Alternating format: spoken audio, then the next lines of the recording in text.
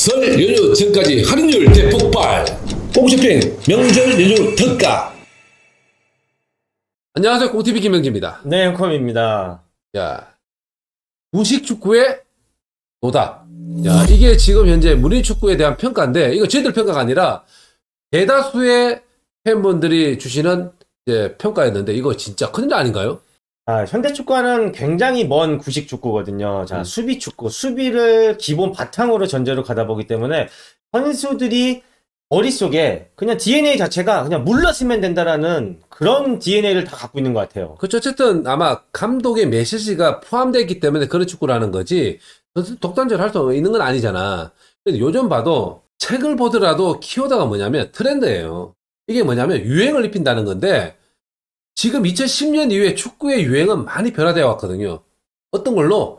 기본적으로 탄탄한 수비 위에 빌드업을 가져가면서 만들어가면서 재미난 축구를 만드는 게 트렌드인데, 그러면 무린 축구는 변했느냐라고 한다면 변하지 못했다라고 하는 게 저는 객관적인 평가가 아닌가 싶은 거예요. 네, 무리뉴의 마음은 이해가 갑니다. 무리뉴가 최고의 좋은 성적을 내고 무리뉴가 전성기를 달렸을 때에 대한 그 향수에 아직도 젖어 있는 것 같아요. 그렇지. 이제 이렇게 되면 이제 좀 버릴 때가 되지 않았어? 왜 그러냐면 전통은 중요시하지만 그 트렌드를 입히는 게 요즘 감독들의 그런 방향성이잖아. 근데 그렇게 해서 성공한 감독들이 상당히 많습니다.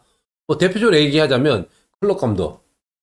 새로운 어떤 그런 트렌드를 만들어냈고, 또 개개인 프레싱 내지는 그걸 계속하면서 공격 축구를 만들어냈는데, 자, 거기 그 바탕 위에는 뭐냐면 사카 이후에 모든 감독들이 그런 축구를 한다는 얘기야. 근데 그건 뭐냐면 자기 축구 철학도 중요하지만 새로운 걸 받아들이면서 팬들이 좋아하는 축구를 만들어내는데, 무리뉴 감독은 아직도 그 자리에 있다.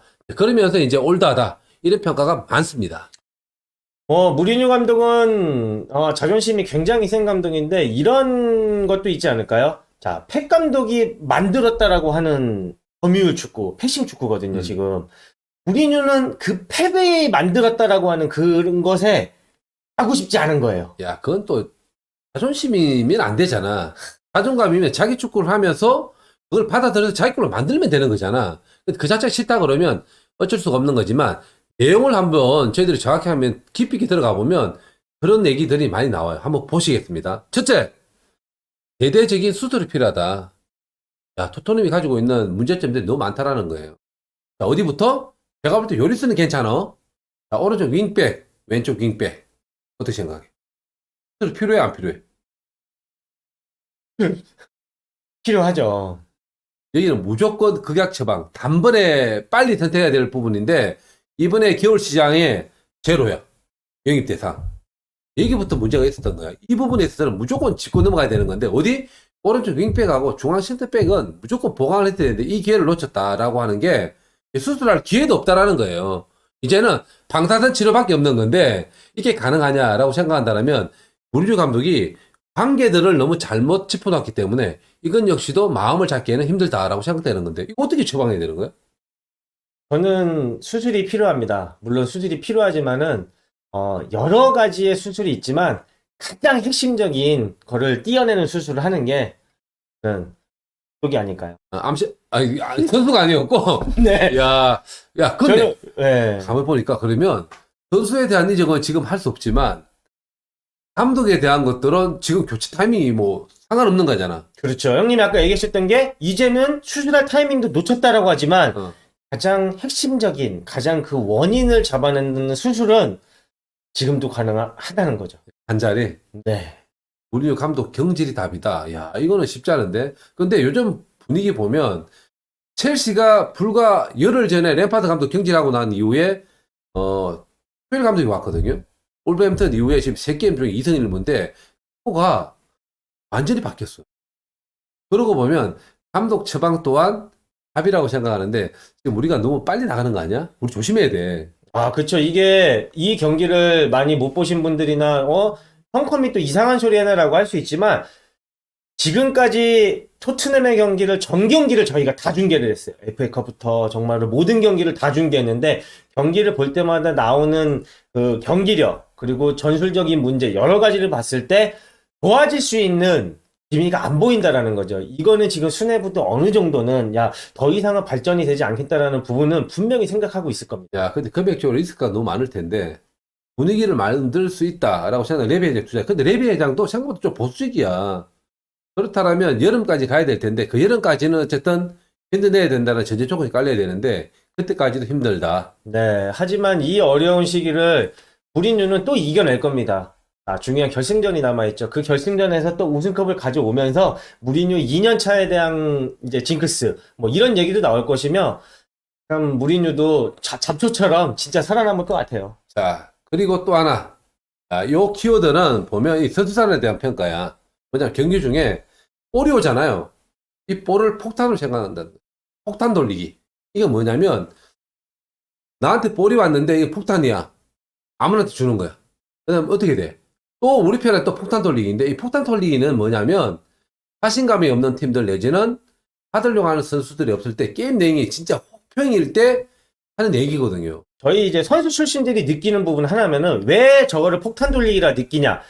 선수 출신은 기본적인 거예요. 내가 공을 가지고 있을 때 수비를 끌어서 줘야지만 우리 동료 선수가 편한 거예요. 근데 이 수비를 끌지도 않고 이 한 명이 우리 두 명을 막을 수 있게끔 거리라든지 간격, 패스의 타이밍 이런 부분들이 내가 이 공에 대한 소유를 하고 싶지 않아.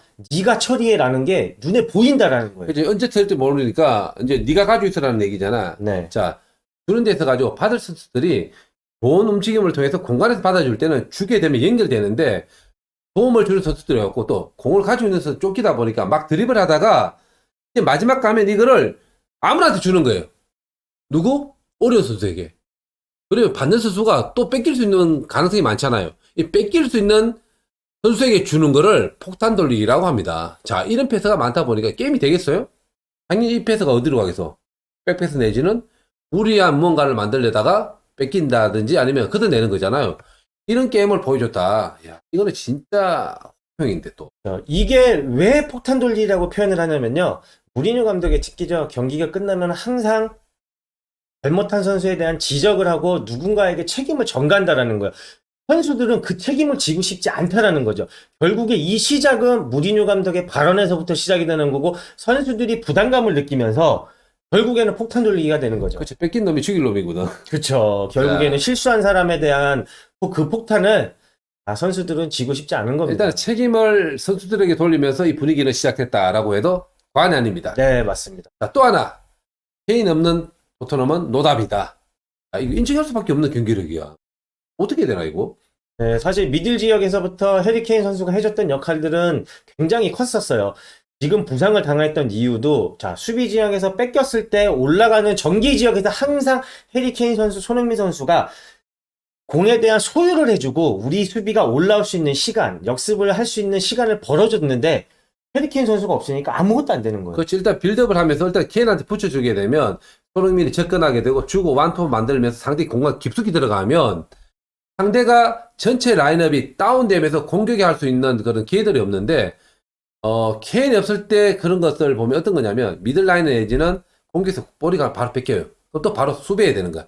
이런 문제들이 계속 노출되다 보니까 공격할 수 있는 찬스, 즉 공격할 수 있는 장면, 패턴 플레이를 만들어내지 못해서 토트넘 이런 뭐 모든 것들을 보면 케인이 있느냐 없느냐에 따라 가지고 그런 내용이 완전히 달라졌다라는 평가니까 야 케인은 게임을 안 뛰고도 개인의 존재감을 토트넘에서 보여주게 되는 그런 뭐 결과가 나왔네요.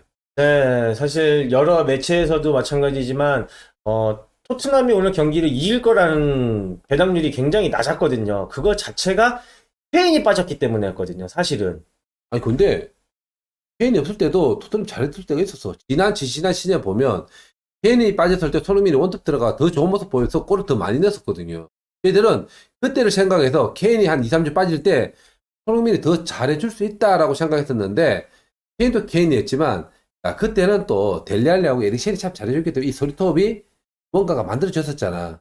지금은 언돔하고 오른쪽에 있는 뭐 베르바인이 됐던 여기에서 뭔가 좀 못해주는 거 있고 비니시우스가 역시나 뭐 기대치는 가지고 있지만 그 기대치는 부족하다라고 생각한다면 케인도 케인이었지만 델리알리와 에릭센의 공백도 만만치 않다라고 저는 생각합니다. 네, 강팀의 조건 중에 하나가 탄탄한 스쿼드, 플랜 B까지 가동할 수 있는 챔스부터 뭐 리그, 거기다가 컵 대회, 많은 대회를 같이 가려면은 스쿼드 자체가 탄탄해야 되는데 토트넘의 스쿼드는 정말로 뭐 선수 하나 빠졌다고 경기가 이렇게 잘못될 정도로 굉장히 얇다고 볼 수 있습니다. 근데 이번에 보면 첼시와 토트넘의 어떤 이게 이제 멤버들 있잖아. 봤을 때 토트넘은 지고 있다든 이기고 있을 때 변화를 주면서 뭔가를 만들기 위해서 이제 스쿼드를 봐야 되는 거잖아요.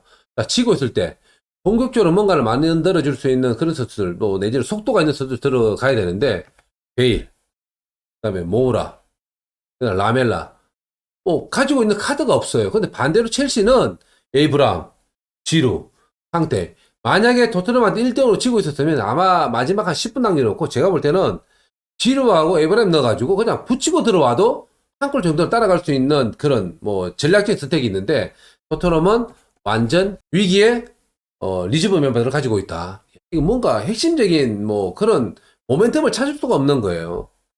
자, 또 하나 갑니다. 이것도 좋은 평가가 아닌데 원래 자리로 찾아가고 있어요.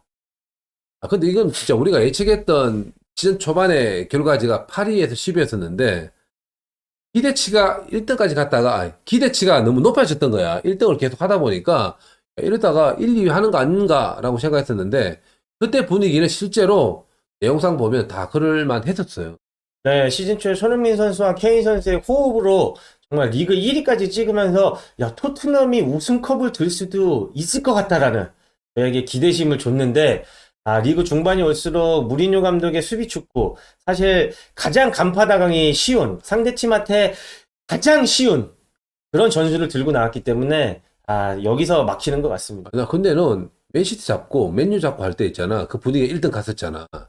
이러다가 진짜 1등 하겠다라는 분위기였었거든. 따라오는 팀들이 그때 당시에 다 10위권 바깥이었어. 맨유 10위 넘어갔지. 그다음 맨시티도 떨어져 있었지. 오로지 경쟁팀은 어디였냐면 레스터하고 리버풀이었거든. 그래서 청사진이 그때는 보였어요. 근데 불과 한 달 만에 이런 결과지를 갖고 있으니까 우리가 처음에 생각했던 유럽판 나가면 참 잘한다. 또 내지는 8, 9, 10위 할 수 있는 전력이다 했던 게 이게 너무 맞아 들어가니까 좀 아쉽습니다. 그렇죠. 전반기 한 바퀴가 반 바퀴죠. 반 바퀴가 돌면서 모든 팀들이 토트넘에 대한 경기력에 대한 분석을 했을 거고 손흥민 케인에 대한 방어 어떻게 하면은 토트넘을 이길 수 있는지 모든 전략적인 상황이 끝난 것 같습니다. 이 상황에 있어서 남은 시즌 뭐 손흥민 케인이 없는 상황에서 과연 손흥민 선수가 어떤 활약을 할 수 있을지 참 기대가 많이 안 됩니다. 근데 저희들은 또 어쨌든 손흥민에 대한 것들은 또 짚고 넘어가야 되니까 손흥민이 지금까지 22라운드 오면 상당히 좋은 모습 보여줬어요. 지금도 12골이니까 따지고 보면 게임당 0.5골은 넘어가고 있으니까 상당히 잘하고 있는 거고 손흥민이 근데 5경기 동안 무득점을 하고 있다. 이거는 좀 침체기가 좀 길어지고 있지 않나라고 생각하는데 이거는 어떻게 생각하는 거예요? 네, 손흥민 선수가 5경기 동안에 뭐 골대를 맞추고 초반에 득점 찬스가 있었음에도 불구하고 참 운이 따라주지 않았었는데 지금 손흥민 선수한테 오는 찬스 혹시 기억나시는 거 있나요? 오프사이드 장면 빼고. 일단 뭐 전반전에 잠깐 하나 때렸었는데 네. 그냥 골키퍼가 그냥 편하게 잡았던 유효 슈팅이 하나 있었으니까 전반전 시작하자마자 하나 있었으니까 그게 시작과 끝 나누고 보면 다였다. 네. 손흥민 선수의 지금까지 골을 보면은 순도율이 굉장히 높다 그랬잖아요. 찬스가 오면 놓치지 않는 손흥민 선수였지만 지금까지 골이 없었던 거는 찬스 자체가 오지 않고 있다라고 봐도 무방할 것 같습니다. 찬스를 또 만들어야 되는데 몸이 공격적으로 들어왔을 때 패스가 들어와야 되는데 오늘 그런 패스 전혀 없었다라는 거야. 또 상대가 전방을 나왔을 때 들어가는 수비를 할 때가 손흥민이 가지고 있는 뭐 스킬이 좋은데 전혀 그런 모습들을 보여줄 수 있는 패스가 또 안 들어왔다. 이거는 손흥민 선수도 좀 아쉬운 부분이지만 동료 선수들이 손흥민의 속도를 높일 때 패스를 넣어줘야 되는데 그런 장면들을 전혀 못 만들어줬다라고 한다면 이거는 팀 전체적인 문제가 손흥민 득점까지도 연결되어지고 있다라고 생각하니까 손흥민의 그런 득점에 대한 어떤 어려움들은 케인이 돌아오기 전까지 계속 이어질 수밖에 없다라고 생각하는 게 오히려 아쉽습니다. 네, 손흥민 선수가 언제까지 70m 드리블에서 늘 골을 넣을 수 있는 건 아닙니다. 동료 선수들의 도움이 필요하고 축구는 그런 스포츠죠. 동료를 이용해야 되는 그런 스포츠인데 언제까지 손흥민 선수가 이렇게 고립된 상황이 될지 저희도 참 답답할 따름입니다. 자, 또 하나 키우다가 또 있습니다. 네. 총체적 난국이다. 야, 이거 어디에서부터 어디까지 해결해야 될지 모르겠지만, 요리스 골키퍼를 제외한 일단 오른쪽 풀백 문제가 있고요. 자, 공격적으로 수비적으로 안정감을 못 주고 있고, 공격적으로 갔을 때 위협적이지 못하다. 자, 그렇다면 공격 해설을 줄이고 수비에 치중해야 되는데, 또 그렇게 해서 하지 않고 있잖아요. 자, 좋아. 공격을 많이 나가. 그리고 공격적이면 위협적이 되잖아. 전혀 그런 장면들이 없다. 이게 전체적인 어떤 흐름에 있어가지고 제일 중요한 포인트 중에 하나라고 보는 게, 잘하는 팀들을 보면 윙백에서 뭔가를 만들어서 팀의 구심점 역할을 하고 있는 게 요즘 축구 트렌드예요. 그렇지 못한다는 게 첫째인 거고, 그 다음에 패턴 플레이, 연계 플레이가 전혀 부족하다. 이 패턴 플레이가 중요한 게 뭐냐면 패턴 플레이 한 두세 개 정도 잘 만들게 되면 크로스 가서 득점까지 가거든요. 근데 오늘 게임에서도 손흥민이 패턴 플레이 뭐 만들어낸 거 있나요? 아, 거의 전혀 없었죠. 기억나는 게 없어요. 한 장면? 저는 이런 거를 이렇게 표현을 하고 싶어요. 과연 무리뉴 감독은 훈련장에, 경기장에 있는 선수들을 어느 정도 만진 건지 정말로 저는 의구심이 들 정도로, 왜냐면은 이 얘기를 하는 이유가 경기장에서는 결국에는 선수들이 판단하고 선수들이 결정을 내야 되고 그 안에서 창의성이 나오고 그 창의적인 패스와 본인들의 색깔이 나오고 개성이 나오는 건데 선수들의 개성이 다 사라져 버리는 거예요. 그거는 감독이 자꾸 선수를 만진다는 거예요. 이렇게 저렇게 이런 것들이 주문이 들어가면서 선수가 감독에 의해서 본인의 생각에 의해서 경기를 하는 게 아니라 감독의 지시에 의해서 경기를 하다 보면 꼭 이런 경기가 나오거든요. 근데 어쨌든 재단을 잘하게 되면 좋은 옷이 나오는 거잖아. 그쵸. 재단은 기본적으로 하긴 하는데 기본 툴은 주고도 재단을 해야 될 텐데 툴이 없는 상황에서 재단을 한다는 느낌이잖아. 이런 얘기가 뭐냐면, 자, 기본적으로 빌드업을 하게 되면 다이어와 베를트는 어느 정도 벌려야 돼요. 자, 패스가 가게 되면, 자, 미드필드 나와, 윙백이 나와, 포더가 나와, 주면 접근해주고 돌려주고 돌아 나가면 나가고 포더 들어가고, 이런 것들은 약속되어 있는 플레이 하잖아요. 아무리 수비가 잘 돼 있어도 주고 나오면 돌아가고 반박자 빠르는 게 이거는 다 먹혀요. 근데 이런 패스 플레이가 없다라는 건 뭐냐면 이 훈련을 나는 안 하는 게 아닌가 싶은 거야. 그런 거 있잖아. 주고 미들 나면 주고 이쪽에 나가면 통하잖아. 3자 패스니까. 리턴 나오면 위에 있는 시스코가 주든 언더벨렌드 주든 나오면 그 다음에 오레가 나가던 보이에 붙어주고 또 리턴 되면 반대 전환. 이런 것들이 몇 개는 있거든요. 근데 이거는 수비수들이 사실은 알면서도 당할 수밖에 없어요. 근데 이게 게임장에 안 나온다라는 것. 이거는 총체적인 난국인데 이거는 전술적인 뭔가를 만들어내는 어떤 부분에 있어서도 재단을 잘 못하고 있다. 그 다음에 만들지 못하고 있다. 이렇게 보면 난국이 맞던 것 같아요. 자, 수비는 조직적으로 내려와서 하면 촘촘히 서게 되면 기본적으로 반응을 보이고 옆에 보면 할 수 있어요. 근데 공격은 안 그래요. 창의성? 물론 필요한데 기본적으로 할 때 뭔가 돌았을 때 이런 것보다 더 좋다라고 할 때는 이 창의성이 필요한 건데 수비수는 그렇지 않아요. 수비수들은 수동적으로 탄탄함을 보여야 되는 거예요. 수비수들은 약간은 뭐 조직적인 게 더 큰 거잖아. 아, 그쵸. 이런 모습들을 전혀 구경할 수 없었다. 진짜 총체적인 난국인 거죠. 네. 그리고 제가 마지막 키워드를 전해드리고 싶습니다. 우리는 모두가 무리뉴의 전술과 전략, 경기 스타일, 수비 축구에 대해서 얘기하고 있지만 오늘 경기의 화살은 다이어에게 돌아갈 것 같습니다. 또 무리뉴가 어떤 인터뷰를 할지 모르겠지만 오늘 다이어의 실수만 없었다라고 하면은 사실 나는 내 경기는 완벽했다. 이기는 축구했다. 그렇죠. 그 실수만 아니었어도 사실은 우리가 지지 않는 경기였다. 요렇게 표현이 될까봐 또 무서운데 오늘 다이어의 실수 좀 어떻게 생각하시나요? 경상도 말로 이렇게 하면 돼. 진짜 얼빵았다. 아니 넘어져 있고 그 볼이 보이고 사람도 보고 다 보이고 거기를 다리를 뒷다리 찾는 애가 어디가 있냐. 얼빵 그 자체지. 근데 그게 우리가 제일 조심해야 될 게 어디야. 축구에 있어서 수비수가 박스 안에서 조심해. 박스 아니지. 근데 거기에서 참에서 페널티가 줬다. 이거는 말도 못하는 실수지. 네, 다이어의 실수를 비교하자고 하면은 다이어는 분명히 박스 안에서 본인이 완벽한 처리를 할 수 없는 상황이었는데 분명히 지카바가 알더베르트 선수가 뒤에 있었어요. 그것도 볼 수 있었어. 네, 충분히 그게 위험한 상황이 아닌 특별한 상황으로 헤쳐나갈 수 있음에도 불구하고 그런 판단을 보여줬다는 것 자체가 오늘 뭐 질타를 받아서는 마땅하지만 오늘 경기 전체에 있어서에 대한 질타는 바이어가 아닌 무리뉴에게 돌아갔으면 하고 무리뉴가 빠른 다른 생각을 가졌으면 하는 바람입니다. 근데 무리뉴가 아마 인터뷰에서 다이어 실수 얘기할 거야. 무조건 하겠죠. 자, 오늘 저희들이 여러 가지 이제 키워드를 줬잖아요. 뭐 총체적 난구, 수술이 필요하다, 또 폭탄 돌리기 등등. 여러분들 생각 궁금하신 분 뭐 댓글 남겨주시고 또 마지막 요거를 한번 여쭤볼게요. 요거는 여러분들이 댓글 한번 남겨주세요.